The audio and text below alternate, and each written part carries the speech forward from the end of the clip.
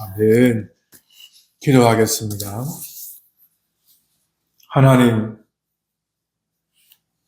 이 세상을 만드시고 거룩한 질서를 땅에 세우시고 세상이 번져할 수 없도록 거룩한 질서가 세상을 주도하게 하신 하나님의 그 뜻 안에서 우리가 무질서한 이 세상 속에 살아오며 가치와 습관과 삶의 태도와 내용이 하나님 앞에 온전치 못하던 저희들인데 예수 그리스도 안에서 우리를 구원하여 주시고 하나님의 사랑 안에 머물도록 그래서 거룩한 질서 안에 세워주신 그 사랑을 잊지 않도록 하셔서 언제나 성령 하나님 그분 안에서 거룩한 삶을 살아갈 수 있도록 하시옵소서. 사람을 보며 세상을 봐도 예수님 외에 위로가 없음을 잘 압니다. 돈도 있다가 사라지면 절망하게 되고 사람도 한때는 희망이었지만 한때는 절망으로 다가오며 세상의 이치가 이러한데 언제나 그 자리에 변함없이 계시는 예수님 외에 위로가 없다는 우리 신앙 고백을 잃어버리지 않도록 늘 하나님이 함께하사 우리가 그 신앙 안에 살고 그 신앙으로 살아가며 견뎌내며 그래서 이 세상을 잘 살아낼 수 있도록 은혜를 허락하여 주시옵소서. 성경 하나님의 말씀인 줄을 잘 압니다. 읽어도 들어도 감흥이 없는 사람으로 살지 않도록 하나님이여 이 복을 우리에게 허락해 주시옵소서. 신령한 교제 나누는 것은 삼위 하나님과 함께하는 것이라 했는데 하나님을 믿노라 하며 이런 교제가 없는 사람 되지 않도록 하옵소서. 하나님의 말씀은 교회를 거룩하게 붙드는 도구이며 성도들을 위로하며 세우는 하나님의 수단인 것을 잘 압니다. 그래서 오늘 이 시간에 그 은혜를 구하오니 우리를 향하여 하나님께서만 일하여 주시옵소서. 하나님의 일하심에 수종을 돌려고 합니다. 주여 오셔서 사용해 주시옵고 주님의 뜻이 잘 이루어지도록만 허락해 주옵소서. 잘 전하고 이 은혜에서 소외된 자가 되지 않도록 하나님 그 은혜도 허락해 주시옵소서. 주의 말씀이 우리를 온전히 다스릴 것을 믿고 구주 예수님의 이름으로 기도합니다. 아멘. 사도행전을 보겠습니다. 22장 17절입니다.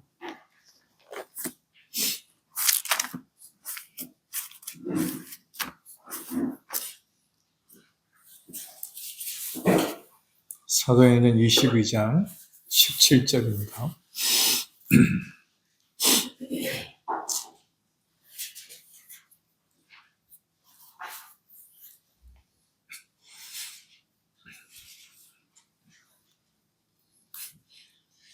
(24절까지만) 제가 읽겠습니다. 17절에서 24절까지.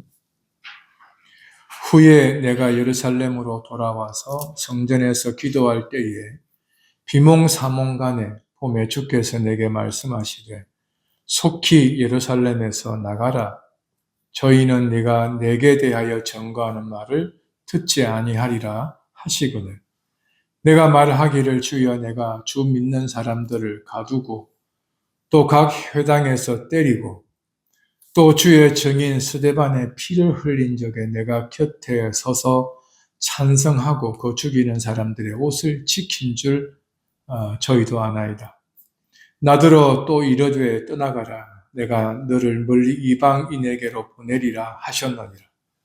이 말하는 것까지 저희가 듣다가 소리질러 가로되 이러한 놈은 세상에서 없이 하자 살려둘 자가 아니라 하여 떠들며 옷을 벗어 던지고 티끌을 공중에 날리니 천부장이 바울을 영문 안으로 데려가라 명하고 저희가 무슨 일로 그를 대하여 떠드나 알고자 하여 채찍질하며 신문하라 한대.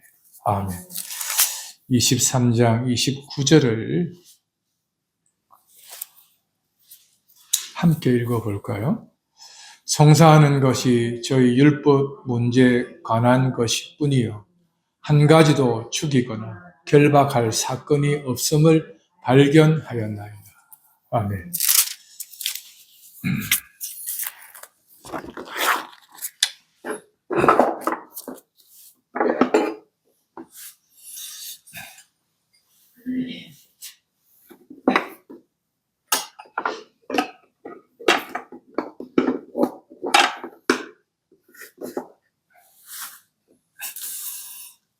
바울의 자기 변론은 하나님의 경륜을 소개하는 시간이라고 첫 시간에 소개를 해드렸습니다. 두 번째 시간에는 바울의 자기 변론에는 교회의 목회적 돌봄과 하나님의 아들의 영광의 나타내심이라고 하는 교회의 목회적 돌봄 가운데 그리스도의 통치와 다스림이 있었다 하는 것을 자기 변론 가운데 소개하고 있음을 확인해 볼 수가 있습니다. 세 번째로 바울의 개인 변론은 하나님의 주권을 인정하는 노래다 하는 것을 전해드리려고 합니다. 사람은요, 자기 변론에 매우 적극적입니다. 자기의 이익과 관계에서는 매우 계산적이며 기회주의자이기도 하죠. 과거와 현재를 나누어 말하면 과거보다 현재, 과거의 차이점이 뭔가 하면 과거는 좀 더 많은 사람들이 대의에 의해서 자기 변론을 많이 하였던 시대에 비하면 지금은 개인주의적인 그런 관계 안에서 자기 변론이 강하다 하는 것을 좀 시대적으로 변화를 체감할 수 있습니다. 또 한 사람의 아까운 정치인이 세상에 더는 머물지 않고 떠나셨는데 어떤 사람으로서 이해하는지는 각자가 이해의 그 영역 안에서 생각하겠지만 TV에서 나오는 그 해설자와 평론가들의 말을 들었던 것을 종합하면 이 땅의 민주주의를 위해서 힘을 많이 쏟은 사람이지 않았나 이런 평가하는 것이 여야의 평론가들 중에 공통적으로 이야기하는 내용입니다. 언제나 대의에 의해서 국민의 편에서 국가 편에서 생각하고 또 정책을 펴나가려 힘을 쏟았던 사람 중에 하나를 잃어서 참 가슴이 아프다 이런 사람들이 많더라고요.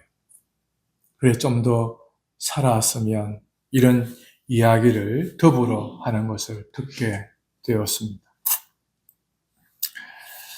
그러면서 많은 생각들을 이어해 본 것은 대의를 위해서 살아가는 시대, 그때 당시에 살았던 사람들의 면면들, 오늘도 내일도 그런 시대의 사람들을 보듯이 보았으면 좋겠다. 이런 기대를 가져보았습니다. 바울의 자기 변론은 어떻게 보면 자기 변론인 듯 보이지만 결코 자기 변론이 아니라 자기를 미쁘게 보았던 하나님, 자기와 같은 사람이 교회를 핍박한 사람으로서 교회에 관한 대적자였음에도 불구하고 교회를 세우는 사도로 세워졌다는 사실에 대해서 그는 그리스도를 자랑하고 있는 것을 보게 됩니다. 어떻게 보면 바울이 자기 변론을 늘어놓게 놓고 있지만 그 자기 변론에는 하나하나의 의미와 목적이 삼위 하나님을 노래하고 있는 것을 보게 됩니다. 저는 이 설교를 마치면서 기대하는 바가 있습니다. 우리에게도 자기와 자기 변론에 집중하였던 것이 대의로 하나님 나라의 백성으로, 그래서 우리가 우리를 바라보는 시선이 달라지고 세상을 대하는 태도가 달라지고 말하는 내용과 구조가 달라졌으면 좋겠다. 이런 생각을 하면서 설교의 목적을 두어 보았습니다. 17절을 보면 내가 예루살렘으로 돌아와서 성전에서 기도하였다. 여러분, 유대인들의 기도를 하루에 3번 공적인 시간을 정해서 성전에서 하든 가정에서 하든 그 시간이 되면 성전에서는 굳이 방향을 잡을 필요가 없으니 하나님만 바라보면 될 일이고, 가정이나 아니면 순례의 길을 다니던 사람이라면 예루살렘을 향하여서 창문을 열고 기도하는 그런 시간을 가졌습니다. 디아스포라의 민족으로 타국에서 여전히 살고 있는 사람이라면, 그래서 후대의 후손들이 예루살렘에 관한 방향을 잘 잘 잡을 수가 없을 때는 마음의 예루살렘을 향하여서 문을 열고, 그래서 마음의 예루살렘을 향하여 그들은 기도까지 하였던 전통이 있습니다. 바울이 성전에서 기도하였다는 것이 그들에게는 매우 중요한 의미와 장소의 관계가 있죠. 근데 기도의 내용들을 살펴보면 우리처럼 그런 기도들을 많이 하지 않았었습니다. 유대인들의 기도를 보면 항상 성경에 제시한 하나님의 약속을 먼저 언급합니다. 그리고는 덧붙여 말하기를 이 약속대로 나와 우리 자손들이 이 복을 받게 하시옵소서. 그게 전부입니다. 일상에서 그들은 어떤 기도를 했는가에 대한 문헌을 찾아보았는데, 유대인들은 아이들을 가슴에 안고 머리를 감길 때에 하나님, 이 아이의 머리에 삼위 하나님이 거하게 하시고 지성과 이성의 힘이 하나님을 인정케 하소서. 그런 기도가 다였습니다. 가슴을 쓰다듬어 주었을 때는 하나님, 이 심장에 예수 그리스도의 아니면 유대교인으로서의 하나님의 말씀을 가슴에 두어서 그렇게 그 말씀으로 살아갈 수 있게 하소서. 이게 전부였습니다. 유대인들의 기도의 그 내용들을 문헌 안에서 제가 확인할 수 있었던 범위로 정리를 하면 하나같이 하나님의 나라, 이스라엘의 영광, 그리고 그 하나님의 온전한 다스림, 하나님의 약속에서 벗어나지 않는 것, 이것들이었습니다. 하나를 더 소개하면 손과 발을 만져줄 때는 이 손과 발이 하나님과 상관 있게 하시고 이 나라와 이 민족을 위해 쓰게 하소서. 그런 기도였습니다. 부자 되게 해달라, 이런 기도보다는, 잘 살게 해달라, 이런 기도보다는, 건강을 위해 기도했지만 건강하여 하나님의 백성답게 살게 하소서. 이것이었습니다. 건강하지 않는 사람들에 대한 기도는 하나님, 내게 주어진 시간이 얼마인지 모르지만 죽는 그날까지 이 땅의 사명을 다하게 하소서. 그것이었습니다. 그게 그들의 기도였습니다. 바울은 이 예루살렘 성전에서 무엇을 기도하였는지 내용은 언급되어 있지는 않습니다. 그러나 짐작할 수 있는 것은 유대교 전통을 벗어날 수 없는 이 바울이 복음을 가진 바울에게로 전환되면서 그는 기도하기를 하나님의 은혜의 복음 전가하는 일을 마치려 합니다. 나의 생명을 귀하게 여기지 않겠습니다. 하나님의 뜻을 이루소서의 기도가 아니었을까 감히 짐작해 봅니다. 중요한 것은 지금 이 누가는 바울이 예루살렘 성전에서 기도하였다 그런 소개를 하려는 것이 아니라 기도하고 있는데 비몽사몽간에 내가 보았다. 주께서 내게 말씀하셨다. 이 이야기를 하려고 하는 것입니다.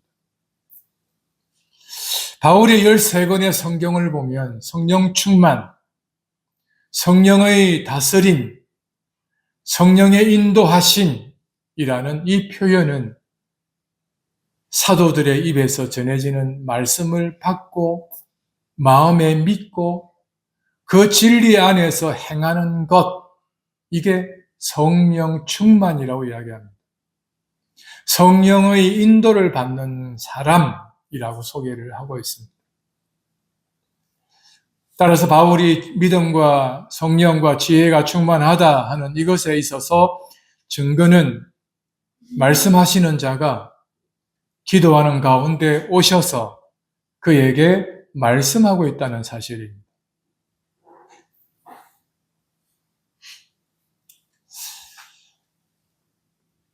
17절에 비몽사몽간이라 할 때는 우리가 꿈을 꾸었는데 꿈인지 생시인지 잘 모를 그런 의미로서의 비몽사몽간이 아니라 하나님의 주도적인 개입으로 인하여 일어난 사건이라 그 말을 하려고 하는 것입니다. 왜냐하면 이 비몽사몽간이라는 것은 하나님이 계시하실 때 사용했던 수단 중에 하나였습니다. 이제 더 이상 성경을 기록할 이유가 없는 시대에 이 비몽사몽간과 바울이 비몽사몽간에 들었다는 이것을 같이 취급하면 오류가 생기게 됩니다. 바울의 이 비몽사몽간은 하나님이 계시하여 주시는, 말씀하시는 시간으로 보아야 합니다. 그래서 우리가 가지는 표현할 수 있는 또 표현하고 있는 비몽사몽간의 꿈을 꾸는 것과는 다르다 하는 것을 알아둘 필요가 있겠죠. 주께서 내게 말씀하셨다. 그 말씀이 무엇입니까? 속히 예루살렘에서 나가라. 저희는 네가 내게 대하여 증거하는 말을 듣지 아니할 것이다. 다니엘도 예레미야도 비슷한 말씀을 들었었습니다. 하나님께서 계시해서 선지자로 세우잖아요. 사도로 세우지 않았습니까? 가서 전하는 것이죠. 전하라고 세움을 받았는데 네 말을 안 들을 것이다 하면 이미 안 들을 것인데 왜 세우셔요? 라고 반문할 수 있지 않겠어요? 사역자, 선지자들이 사역을 하면서 간간히 더는 하기 싫어요, 하나님. 안 하고 싶어요. 그럴 때는 있었죠. 선지자 중 한 사람은 하나님 나 절대 안 하고 싶어요. 징글징글합니다. 안 하고 싶어요, 하나님. 이렇게 할 때도 있었죠. 그랬던 이 선지자가 마음에서 불이 타서 하나님께서 일으키시는 감동에 의해서 하지 않으면 안 되는 것이 더 강해서 하게 되었다. 이 표현을 쓰고 있죠. 부르심을 입은 사람들은 그렇습니다. 하루에도 수십 번 하기 싫을 때가 있습니다. 이 소리를 듣는 사람들에 대하여 마음에 바위 같은 것이 얹혀져 있어서 수십 번, 수백 번 안전하고 싶을 때가 있을 수 있지요. 그럼에도 사역자는 전해야 한다는 사명, 주의 뜻, 교회를 향하여서 귀 있는 사람들이 들을 것이니 그 듣는 사람들 때문이라도 간절함이 자신이 갖고 있는 마음을 이겨서 그 사역을 감당하는 경우들이 있지요. 그게 사역자들의 삶입니다. 반면에 듣는 사람들을 볼까요? 듣는 사람들은 거짓을 알리는 사람들이 있어요. 잘못된 정보를 알려주는 사람들이 있어요. 근데 그 대상을 두고 정확한 정보를 알려주었던 하나님에게서 정확한 정보를 가진 사람도 있습니다. 그런데 그 사람에게서 확인하려 하지 않고 거짓의 아비가 와서 거짓말을 하고 있는데도 불구하고 그 말을 믿어버리는 사람이 있었습니다. 그게 바로 하와였습니다. 자기 남편에게 가서 확인하면 될 일을 안 갑니다. 말을 계속 넣어주는 사람의 말을 믿어버립니다. 문제는 행동해버립니다. 그게 사람입니다. 그럼 사람의 이 특징이 뭐냐 그러면 불충분한 정보와 그릇된 정보와 자기 감정에 의해서 해석된 이야기를 해주는 그 말에 듣는 사람들은 마음을 빼앗기게 되고 행동을 빼앗기게 되고 시간과 미래를 빼앗기게 됩니다. 그게 사람이라고 하는 지성과 이성의 힘이 활용되는 구조입니다.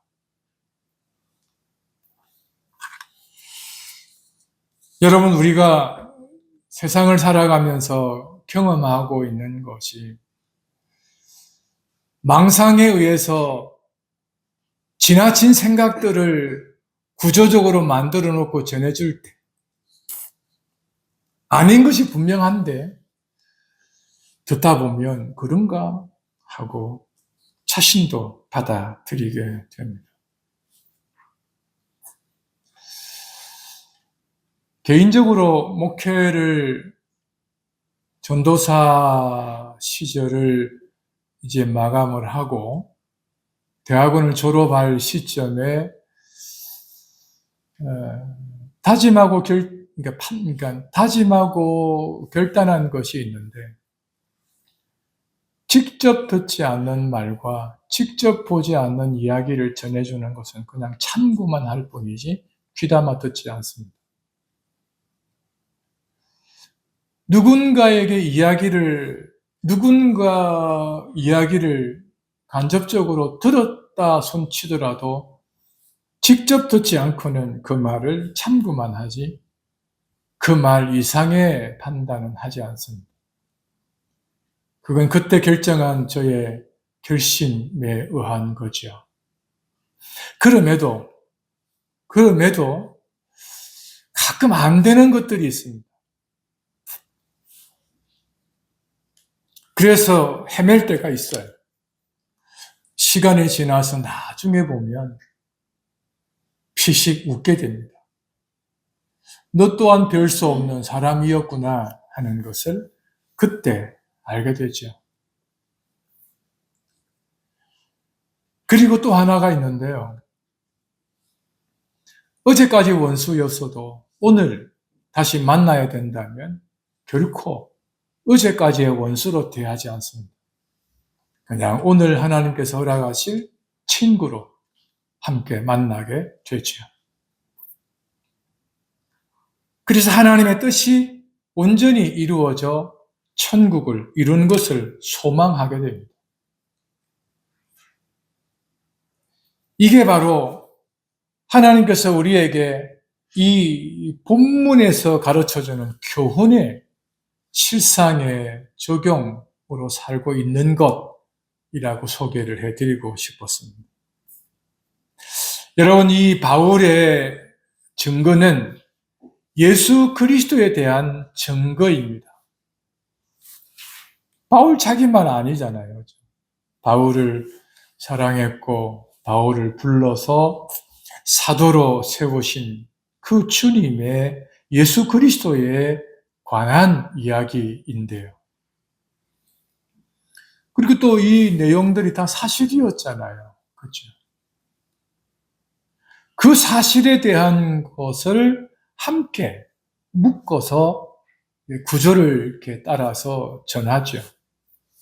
근데 20절을 한번 보면 19절 20절을 보면요. 주여 내가 주 믿는 사람들을 어떻게 합니까? 가두었죠. 첫째입니다. 두 번째, 각각의 회당에서 어떻게 합니까? 때렸죠. 그 다음 세 번째입니다. 20절에 보면 스데반의 피를 흘릴 적에 내가 곁에 서서 어떻게 합니까? 찬성하였다. 죽이자 했던 사람입니다. 바울이 이런 사람이었다는 것을 소개하고 있죠. 바울의 자기 증거는 자기의 수치를 드러내는, 자기의 악랄함을 드러내는, 자기의 못됨을 드러내는 시간이기도 하였습니다. 그리고 그 사실을 저들도 안다라는 말을 하고 있습니다. 바울의 자기 변론 안에는 좋은 것만 이야기하지 않아요. 그 좋은 것만 있었던 사람도 아니었다는 것을 확인하죠.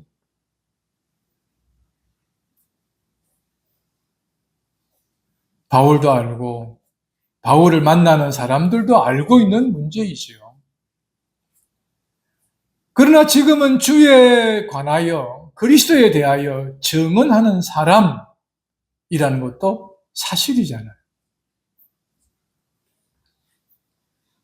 자, 19절, 20절은 그들이 바울을 어떻게 이해하고 있는가에 관한 것이고, 더 나아가서 그래서 바울을 어떻게 대하고 있는지를 가늠할 수 있는 척도도 됩니다. 유대교에 깊이 관여되어 있는 사람들은 바울을 얼마나 칭찬했겠습니까? 인정하고요. 기독교인 유대인들은요, 그런 바울을 얼마나 두려워했겠습니까? 그렇죠? 바울을 대하는, 바울을 생각하는 입장들이 다 달랐어요. 그리고 바리새인들이 바울을 바라보고 느끼는 강도와 사두개인들이 바울을 바라보고 느끼는 강도가 완전히 달랐다 하는 것도 역사적으로 확인할 수 있어요. 어느 관점에서 대하느냐에 따라 죽일 놈, 살릴 놈이 되는 거예요. 조금 전에 함께 죽이자고 했던 그 사람이 바리새인의 정체성을 확인하고 난 다음에 바리새인들이 돌변하지 않습니까? 죽이기까지야 뭐 하겠나라고 돌변하게 됩니다. 죽이자 하던 시간에 그래야지, 죽여야지 이렇게 하다가 무엇인가 자그마한 공동체성을 확인할 수 있는 연을 발견하면 돌변하죠. 뭐 죽이기까지 할 필요 있냐. 그게 여기서 보이는 사람과의 관계 안에 지금 이 바울의 증언하는 이 말을 듣지 않을 것이다 라고 하는 사람들 안에 있는 면면들을 보게 되죠. 미우면요, 사랑스러우면 얘들아 너희들 맛있게 먹는 것만으로도 배부르다 하던 것이 미우면요 다 싫어요. 그게 사람에게 있는, 이게 그리고 되려고 되는 게 아니라 될 수 있는 자기를 보유하고 있죠. 지금 예수님께서는 이 바울에게 네가 내게 대하여 증거하는 말을 하겠지만 그러나 그 말을 듣지 아니할 것이다. 이런 이야기를 하고 있습니다. 저는 이 18절을 통해서 사람들은 참말과 참말이 아닌 거짓과 불충분한 정보들에 대하여 하나같이 반응하게 된다. 그 이야기를 해 드리려고 또 드리고 싶었습니다. 바울에게 있어서 증거하는 말을 듣지 않는다라고 했는데 왜 증인이 되라 했을까? 참 이해하기가 어려우면서도 이해가 되는 부분. 이해가 되면서도 이해가 안 되는 부분. 교차가 되는 것도 사실입니다. 19절에 다른 관점으로 접근해 봅시다. 네가 내게 대하여 증거하는 말을 듣지 않을 것이다라고 했는데 19절에 내가 말하기를 주여 내가 이러한 일을 했던 사람입니다. 저희도 압니다. 왜 이 말이 생뚱맞게 들어왔을까? 해석자들은 여러 해석을 하고 있고요. 이 부분에 대하여 자세히 말해 주는 것은 없어요. 근데 문맥의 흐름으로 보아서 네 말을 안 들을 것이다. 19절, 20절에 그들이 내가 누구인지는 아는데요. 라고 한다면 두 가지의 의미로 접근할 수 있을 것 같아요. 저도 한때 그랬습니다. 이게 하나일 것입니다. 저도 그랬습니다. 죽였습니다. 까지 나아갔으니까요. 죽이려 할 것을 압니다. 라고 하는 바울의 자기 고백이 있죠. 두 번째로, 그런 사람인데도 나를 구원해 주셨죠? 하나님, 예수님, 저들 가운데 나와 같은 사람이 있을 수 있지 않겠습니까? 그래서 바울은 이 두 가지를 염두하고 내가 어떤 사람이었는가를 그리스도 앞에서 하였지 않았을까? 이런 유추를 해보게 됩니다.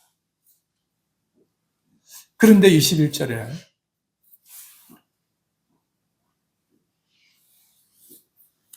말씀하는 것이 뭡니까? 떠나가라.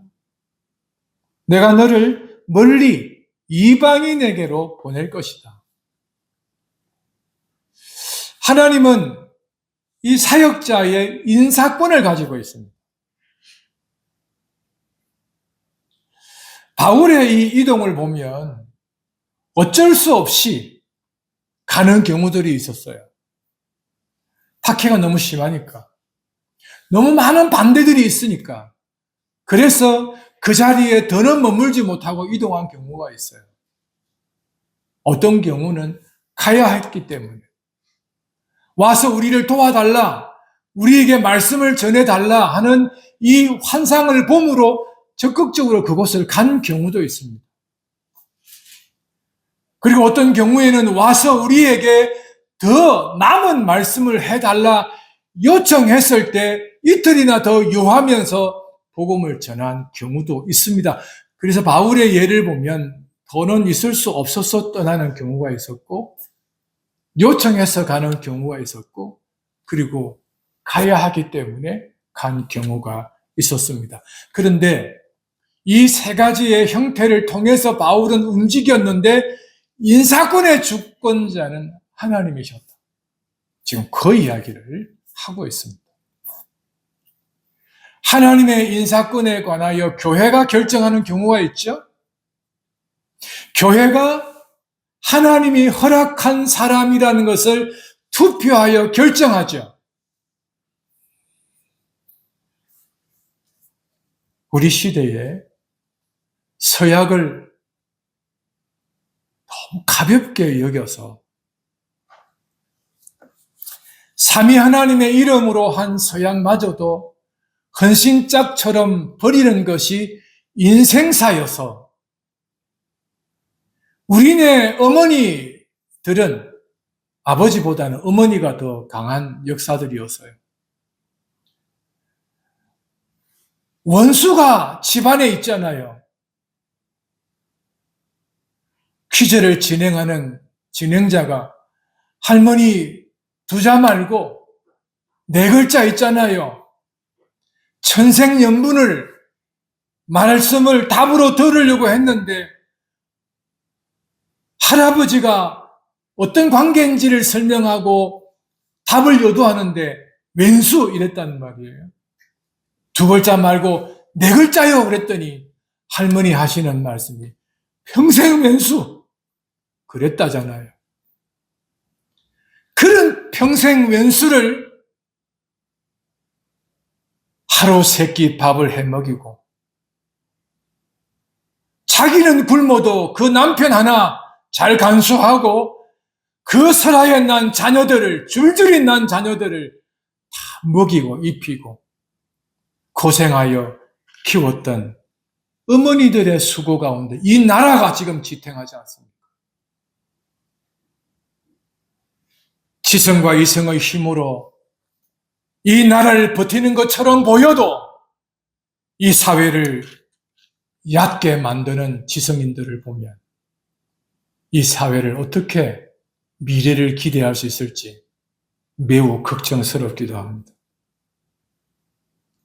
그런 시대에 이 바울을 보면 또 하나님 나라의 부름을 입은 사도들과 제자들을 봉사자들을 보면 그럼에도 죽을 것 같더라도 인사권은 하나님에게 있다 하는 사실을 고백하며 그 앞에 살아가고 있거든요. 떠나가라 해도 당장 떠나가지 않았던 바울. 할 수만 있는 대로 그곳에서 주에 대하여 증거하려고 했던 그 바울을 향하여서 떠나가라. 그렇게 말씀하고 계십니다. 이방인에게로 보낼 것이다. 하나님께서 사역자들에게 있어서 이 떠나가라 하는 이 말은 어떨 때는 복음으로 들릴 때가 있습니다.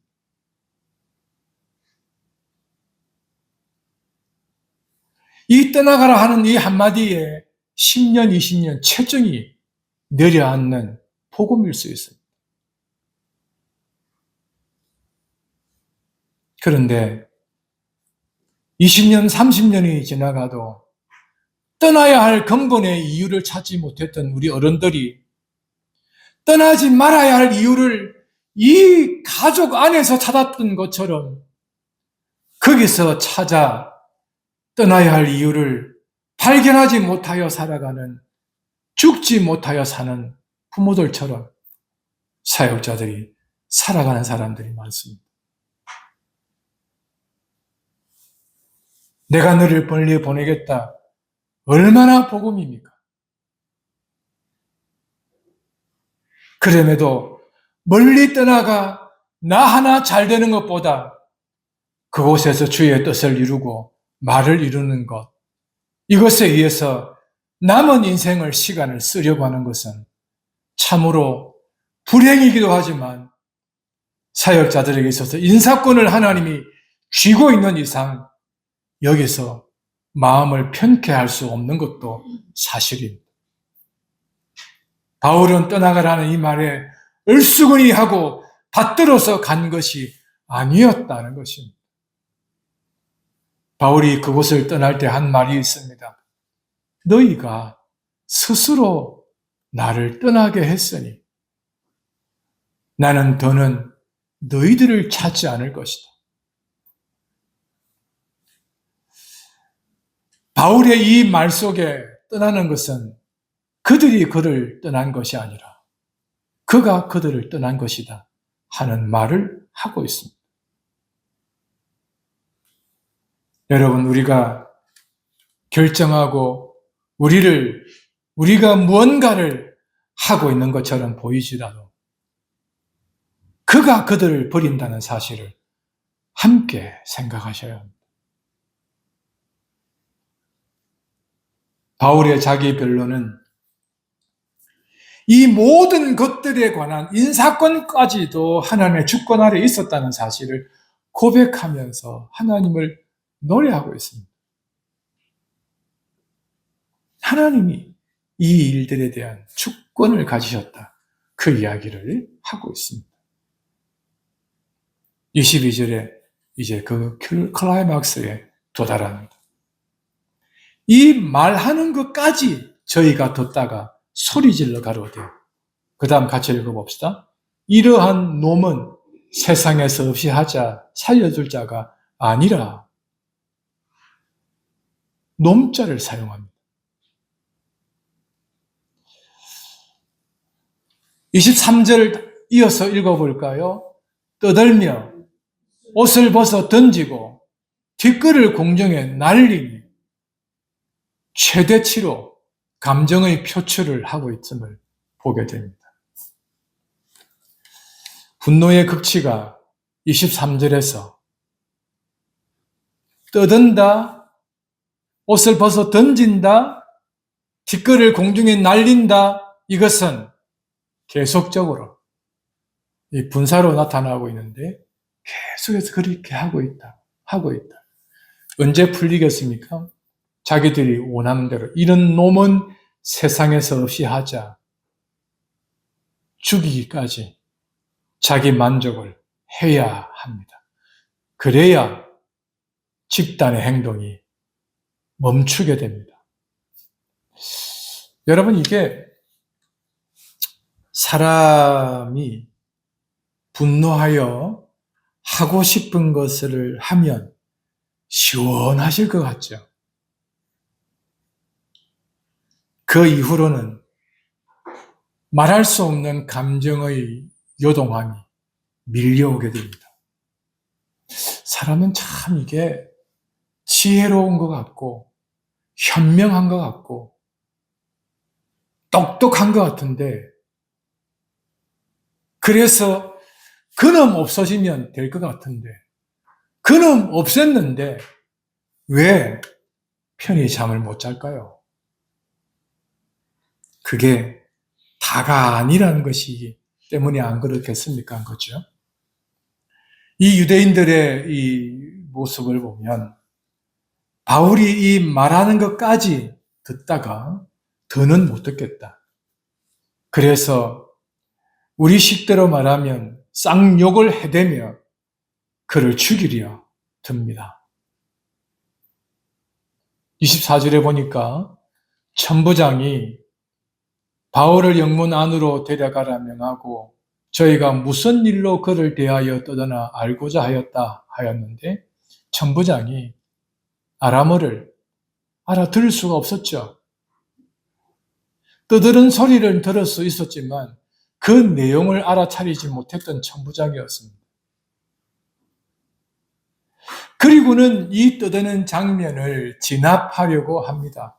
그래서 공회 앞에 세우죠. 그것이 23장까지 이어지고 사두개파와 바리새파가 나누어서 바리새인 유대인들이 바울을 좀 더 옹호하는 자리로 이어지게 됐죠.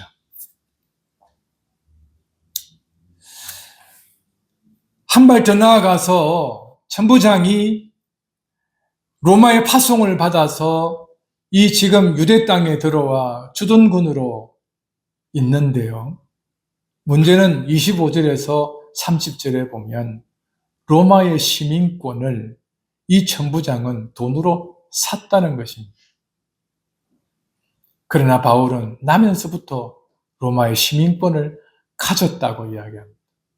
여기서부터 큰 차이가 드러나게 됩니다. 그래서 이 천부장은 로마로 보내려고 합니다. 23장 16절을 한번 찾아서 보겠습니다. 바울에 관하여 그 가족력을 소개하는 유일한 본문의 구절입니다. 16절을 같이 읽어보겠습니다. 바울의 생질이 그들이 매복하여 있다 함을 듣고 와서 영문에 들어가 바울에게 고한지라. 그리고 바울은 이 생지를 총독에게로 천부장에게 데려갑니다. 천부장은 이 이야기를 듣고 로마로 바울을 압송하려고 군대를 모으기 시작합니다. 지금 그 과정을 여기서 이야기합니다. 23장 29절을 확인해 볼게요. 유대인들이 송사하는 것이 무엇에 관한 것이라고 정리합니까? 저희들의 율법의 문제이지 다른 문제가 없습니다. 단 한 가지라도 죽이거나 결박할 사건이 없었습니다. 저들의 율법에 관한 문제였습니다. 라고 천부장은 의견서를 첨부하여 로마로 보냅니다. 지금 이 일이 22장 22절에서 24절에 이르기까지 전개되어 있는 과정의 이 연결점을 우리에게 소개하고 있는데요. 이러한 놈은 죽이자. 18절에 보면 내게 대하여 증거한 것이다. 22장 18절은 바울이 그리스도의 종이라고 이야기하는 것과 그 증거하는 사람이라고 했는데 이 말하는 것 듣기 싫어 죽이자는 것입니다. 죽이는 이유가 바울의 네가 온전치가 않다. 그렇게 바울에 대한 평가를 하죠. 참 중요한 평가 중 하나가 20절을 보겠습니다. 22장 20절을 같이 읽어봅시다. 또 주의 정인 스데반의 피를 흘린 적에 내가 곁에 서서 찬성하고 그 죽이는 사람들의 옷을 지킨 줄 저희도 아나이다. 바울이 회심하기 전에 스데반은 이단의 한 사람이었습니다. 이단 괴수를 따르는 무리 중 한 사람이었습니다. 유대와 로마에 해악을 끼치는 사람 중 한 사람이었습니다. 근데 바울은 20절에서 스데반을 뭐라고 이야기합니까? 주의 종이라고 이야기합니다. 이 말 한마디에 그의 온 삶을 뒤바꾸어야 했었습니다. 뒤바뀌어져야만 했었습니다. 그래야 이 표현이 가능합니다. 예수 그리스도를 향하여서 신성 모독의 죄를 씌워서 십자가에 죽인 그들이 예수님을 향하여 하나님의 아들이요 그리스도라고 말하는 것은 그들이 잘못되었다. 이 고백을 담고 있는 표현이었습니다. 스데반을 향하여서 주의 종이라고 했던 이것은 바울이 잘못되었다. 잘못이었다는 표현의 다른 표현이었습니다. 여러분, 이런 놈, 죽일 놈, 정신 나간 놈, 이렇게 여겼던 사람, 그래서 죽였던 스데반을 주의 종이라고 하고 있다고요. 그리고 지금 바울이 죽일 놈이라고 평가를 받고 있다고요. 사람의 평가는 진행형입니다. 사람의 평가는 진행형이라고요. 오늘 내가 죽일 놈이라고 했던 그를 10년 전에는 둘도 없는 사람이라고 했잖아요. 10년 전까지만 하더라도 별 볼 일 없는 사람이랬던 그를 지금 둘도 없는 사람이라고 하고 있잖아요. 이게 사람의 관계입니다. 여러분들을 향하여서 누군가가 무엇이라고 하든 간에 여러분 한 사람 한 사람들을 향하여 사람들이 뭐라고 평가하든 간에 그 평가는 내일 아닐 수 있다는 것을 기억하십시오.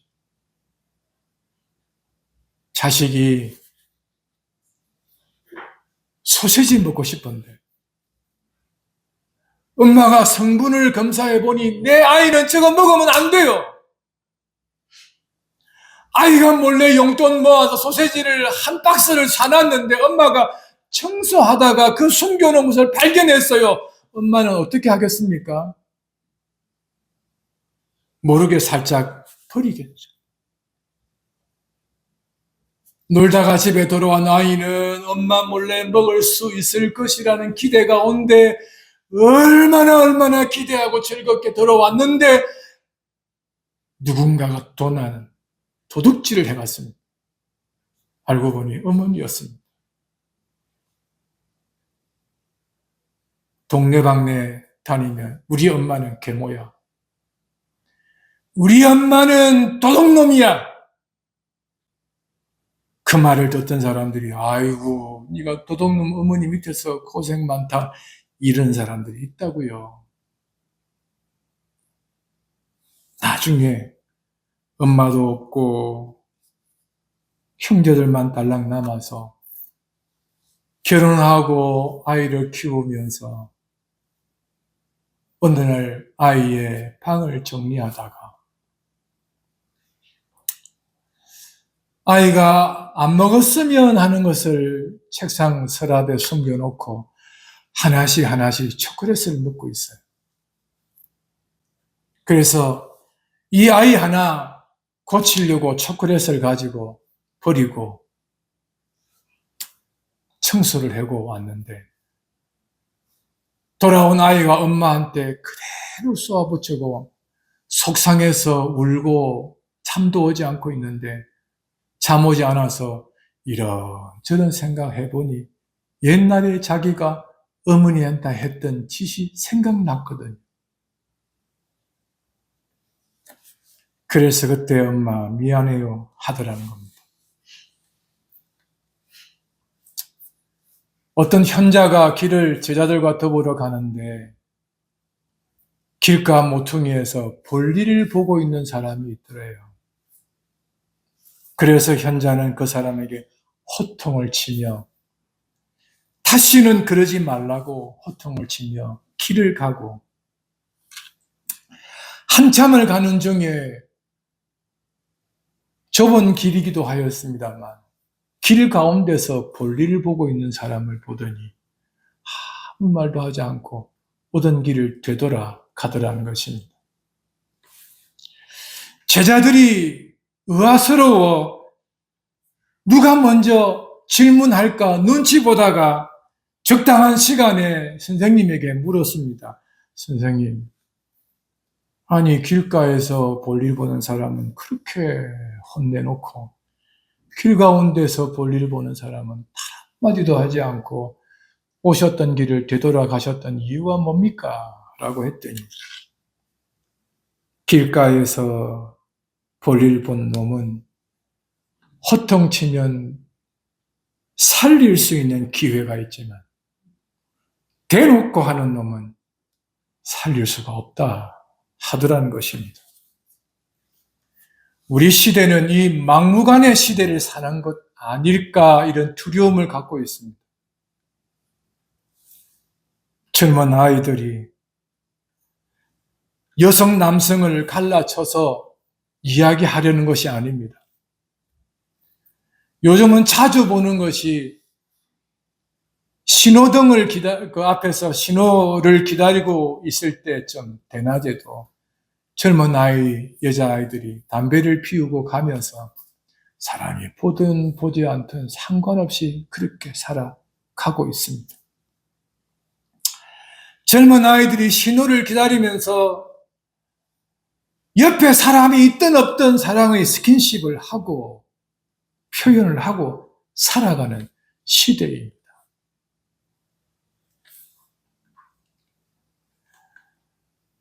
요즘 시대는 막무가내로 지나가는 시대인 것 같습니다.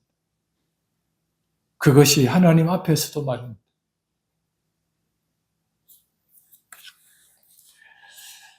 이전에는 전도사님일지라도 하나님의 종이라 부르는 사람 전도사님일지라도 함부로 하지 않았습니다. 그러나 지금은 그 대상이 누구이든 간에, 자, 장로님, 집사님들, 그는 두말할 나위도 없이 자기가 원하는 대로, 하고 싶은 대로 행동과 말과 삶을 살아갑니다. 교회를 대하는 태도마저도 그러합니다. 막무가내입니다. 이전에 대의를 좀 더 추구했던 시대는 가정보다 교회가, 예배당이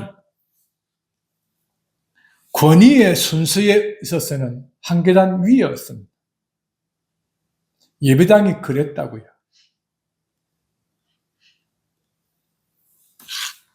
나의 집보다 예배당이 한 계단 위였습니다. 그러나 지금은 아닙니다. 라고 해도 되지 않을까. 입장의 변화와 사실에 대한 태도의 변화는 이단이라 했던 그를 주의 종이라 표현을 달리하고 있습니다. 분노하던 일행의 한 사람이면 이 말하는 것까지 듣기 싫어하여 이런 놈은 죽여야 한다라고 하는 자리에 서겠죠. 바울이 한때 스데반을 죽이는 자리에 서서 찬성한 것처럼 말입니다. 그렇죠? 그럴 때 하나님의 은혜는 그랬던 사람을 신실하게 보아 복음 전하는 사람으로 만들 수가 있고, 그렇게 평가를 받는 사람이었던 스데반이 주의 종이라 평가를 하게 하는 경우도 있습니다. 바울의 13권의 서신의 서두에 보면 하나님과 주 예수 그리스도로 말미암아 부름을 받은 그리스도의 종 나 바울이라고 스스로 그리스도의 종이라 표현을 하고 있죠. 이렇게 덤비는 사람들을 향하여서 스데반을 주의 종이라 말하며 그가 누구인지를 나타내려 하고 있는 장면을 여기서 엿볼 수가 있습니다. 에베소서 3장에 보면 내가 기꺼이 그리스도의 종이 되었다 이 표현을 쓰고 있는 것을 가져올 수 있겠죠. 23장 29절에 확인한 말씀입니다만 결론으로 확인해 보죠. 바울 송사하는 것이 저희 율법의 문제였다는 것입니다. 율법의 문제죠. 문제이기는 합니다. 그런데 이 율법을 완성하신 자가 이 바울의 주님이었습니다. 할례의 문제를 세례의 문제로, 성전의 문제, 장소의 문제를 사람에게로, 그리스도에게로, 성전이라고 하는 거룩한 장소와 땅에서 성령께서 다스리는 지점, 영역, 관계로 확장해서 말하고 있으니 이제는 율법의 문제는 그리스도 안에서 해석해야 된다는 것인데 그들은 그것을 인정하기 싫었다는 것입니다.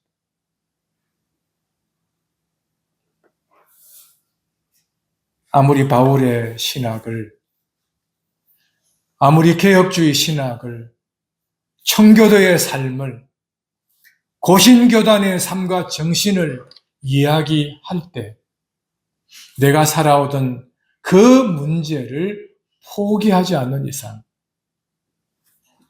더는 듣기 싫어하겠죠. 죽일 놈이라 평가하겠죠. 그것이 사람과의 관계입니다.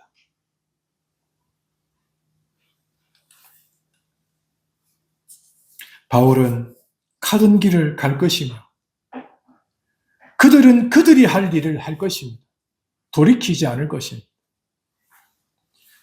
바울은 여전히 인사권을 가진 하나님의 종으로서 그가 하던 대로 할 것입니다. 그러나 사람들은 그들이 하려는 일을 할 것입니다. 많은 사람들이 바울을 그릇되이 평가할 수도 있을 것입니다. 지지하는 사람도 늘어날 것입니다. 그러나 바울은 그가 가야 할 길을 그냥 가려 하고 있습니다. 자신의 죽는 것을 부끄러워나 아까워하거나 소중히 여기지 않겠다라고 합니다. 여러분들이 오던 길을 가려는 길이 바울이 주님이 걸어가셨던 길이라면 그 길을 멈추지 말았으면 합니다. 가려는 그 길이 예수님과 함께 가는 길이라면 멈추지 않기를 소원하여 기대해 봅니다. 저와 여러분들을 향하여서 죽일 놈이라 평가를 하고 그렇게 이단의 괴수의 집단의 무리라 평가를 받을지라도 언젠가는 주의 종으로부터 주의 종이라 하는 평가를 받을 수 있고 하나님의 백성들이라 참된 교회였다 이런 평가를 받을 수가 있을 것입니다. 좌로나 우로나 치우치지 말고 이 바울의 자기 변론 안에서 하나님의 주권을 노래하고 있는 이 노래 안에 여러 관계가 얽혀 바울로 하여금 심중의 괴로움을 갖게 하였지만 그의 인사권을 주도하시는 하나님, 그가 해야 할 일을 일러주시는 하나님, 그리고 그 마음을 위로해 주시는 하나님, 죽을 때까지 복음 증거하는 일을 잘 감당하게 하도록 하셨던 하나님, 로마로 비록 죄수의 몸으로 가는 길이었지만 알고 보니 가장 안전한 보호를 받으며 갔다는 사실을 우리는 역사 안에서 알 수 있습니다. 당시에는 죄수의 몸으로 가는 사람 쯧쯧 했겠죠. 그런 평가를 받았겠죠. 그러나 그 길에는 로마에서도 복음을 전해야 되겠다라고 하는 뜻을 이루는 시간이었다는 것입니다. 이 과정이 확신하기가 어려워서 그렇지 확신만 된다면 사역자들은 얼마든지 주의 뜻을 따를 수가 있습니다. 성도들도 얼마든지 따를 수가 있을 것입니다. 여러분, 사람을 두려워하지 말고 환경을 두려워하지 말고 하나님이 우리 하나님이라는 사실을 잊지 않았으면 좋겠습니다. 하나님이 나와 함께 한다는 사실도 잊지 않았으면 좋겠습니다. 사람의 저런 평가, 이런 평가를 받을 때에 한때는 그랬으니 죽일 놈이 되었었으니 그 말들을 들었지라도 죽게 받은 사명의 길을, 성도로서는 성도의 길을, 사역자는 사역자로서의 길을 잘 걸어갈 수 있기를 바라고 같이 합시다. 이것저것 삶이 있는 곳에서 잘 살아낼 수 있기를 바랍니다. 네, 우리 곁에 있는 사람과 함께 잘 살아냅시다 하게 인사 한번 합시다. 잘 살아냅시다. 네, 잘 살아내는 것이 가장 힘든 삶의 길이지만 그래도 위로되시는 주 안에서 살아내었으면 좋겠습니다. 288장을 찬송하겠습니다.